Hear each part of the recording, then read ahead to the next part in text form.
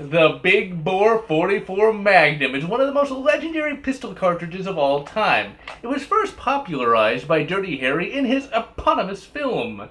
Now, ultimately, the 44 Magnum is primarily a pistol hunting cartridge, but it also makes for a fairly good target pistol cartridge as well. And today, ladies and gentlemen, we're going to be taking a look at one of the most legendary 44 Magnum revolvers of all time, the Ruger New Model Super Blackhawk. And here, of course, ladies and gentlemen, is the Ruger New Model Super Blackhawk. Now, why do they call it New Model, you may ask? What did the old model have? Well, the old model was a great deal like the Colt Single Action Army. In fact, this has the look of the Colt Single Action Army, but it functions a little differently. Essentially, in the old model Super Blackhawk, what you'd have to do is you'd put this on half cock, and then you'd open up the loading gate here. But with this, you can open the loading gate with the hammer all the way up. And also, this has something called a firing pin blockage. There's a little piece of metal here that when the hammer's down, it blocks the firing pin, meaning, of course, that you can load up all 6 chambers, and if you drop it, it won't go off. What we have here, ladies and gentlemen, is a single-action 44 Magnum revolver. Now, what's a single action, you may ask? Well, every time you want to fire the weapon, you have to pull back the hammer, and then you can fire. If you want to load it up, you have to open up the rather hefty loading gate, and individually load each of the 6 chambers. And loading a chamber through a viewfinder is not an easy prospect. So you load it like so, and once you've fired it, you then take this ejector rod here, you move the cylinder to where this ejector rod is, and you miss the cartridge casing. And then you push it out like so. And there are many different ways to do this. There's many different ways to hold the weapon and things of that nature. And with practice, you can both load and unload the revolver fairly quickly. The Super Blackhawk design is absolutely excellent. Really, what they've done with this revolver is they've made it an absolute joy to shoot. Most notably with the fact that it has a very good hammer. You can get a really good bite on the hammer here with your thumb. And the hammer is nice and wide, and you can easily get a good connection with it. And the trigger is absolute perfection. Now, also we have adjustable rear sights, but a non-adjustable front sight. Now, my particular revolver here has this little heating rib, so it can dissipate the heat slightly faster, but this revolver still can heat up pretty quick when you're firing off magnums. I, of course, have on my revolver Pachmeyer grips, as it makes for a slightly more comfortable shooting experience. When you get these new, they have wood grips, and, well, you want to replace them fairly quickly with something like this, as it'll beat your hand to a mush. Disassembly for the revolver is very easy, as you would expect. Open the loading gate, and then push this button here, pull up on this rod, and out comes the really hefty cylinder. This thing is absolutely massive, ladies and gentlemen, weighs quite a bit. This revolver itself actually weighs about 3 pounds.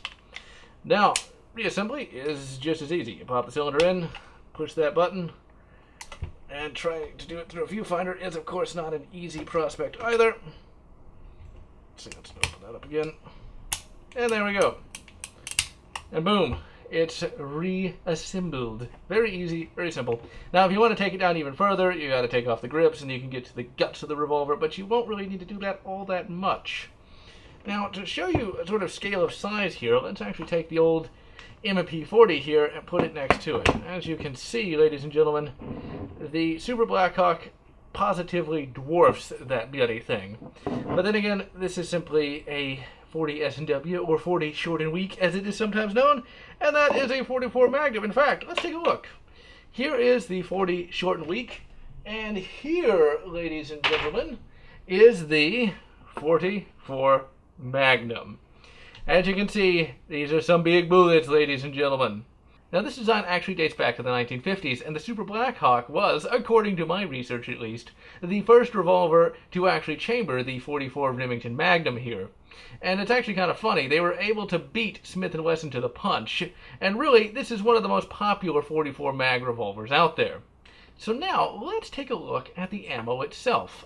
Now, what we have here is the 44 Remington Magnum. These are absolutely gargantuan rounds.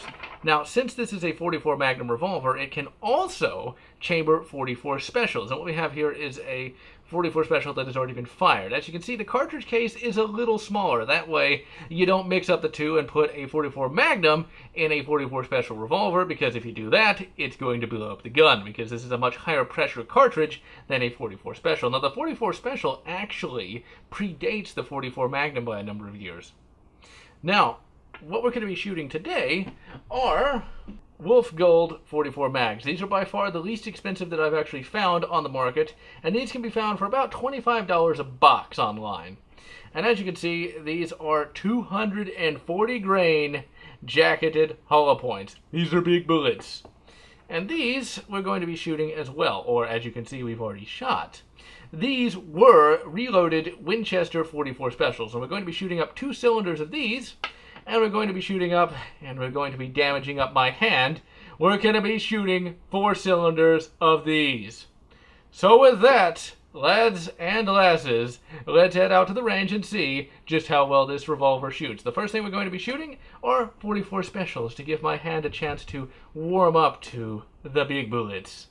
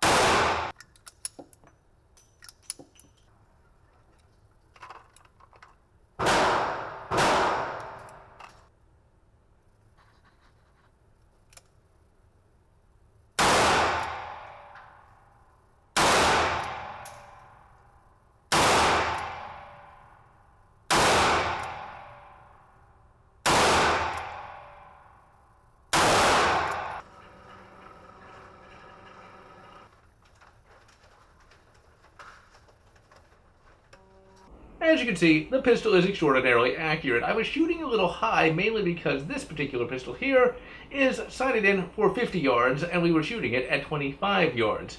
And as you can also see, the 44 Special is a fairly mildly recoiling round, and ultimately it's not nearly as punishing as the 44 Magnum. But now, ladies and gentlemen, let's load this up with bloody Magnums and see just why this was once the most powerful handgun in the world.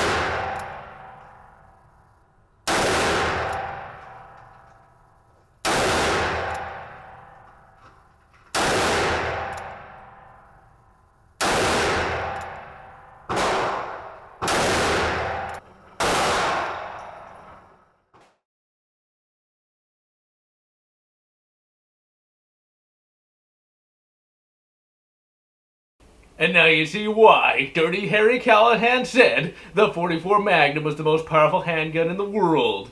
And really, who's going to argue with Dirty Harry anyway? Who's going to say, well, technically the 454 Casella is more powerful? No one's going to do that because no one's that stupid. But that being said, I did a lot better with the Magnums than I did with the 44 Specials. I got the groupings a little tighter, and I was definitely compensating for the fact that it was shooting a little high. So now, we're actually going to turn the pistol over to my grandfather and see how he shoots it.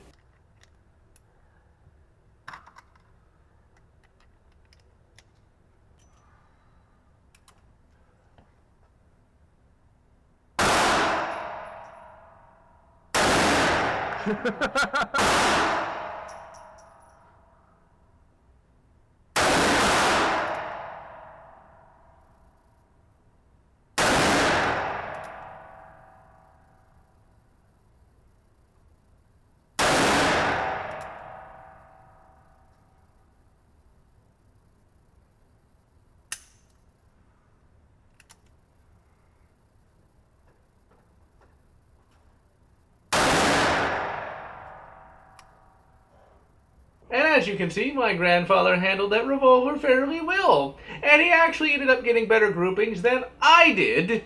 But I really don't feel too bad about that, because he's actually been shooting longer than I've actually been alive.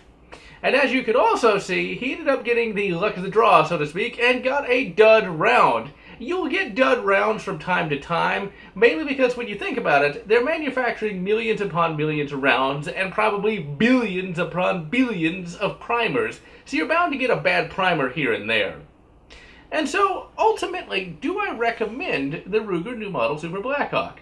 Well, if you are an advanced shootist such as myself, I highly recommend it, as it's a great deal of fun to shoot. Oh sure, the 44 Magnum's a bit punishing here and there, but you get used to it after a while, and it's just fun to shoot what is a virtual hand cannon.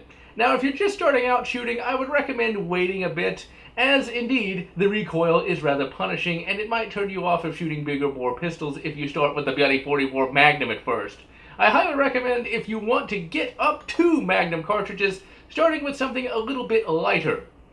And so, I am GeneralLotz, and I'm going to wish you good Ruger New Model Super Red Hawk, and good Ruger Old Army, or whatever makes you happy. If you enjoyed my review of the Ruger New Model Super Blackhawk, please consider subscribing, and if you can, please consider supporting me on Patreon so that I can continue bringing you these awesome gun reviews.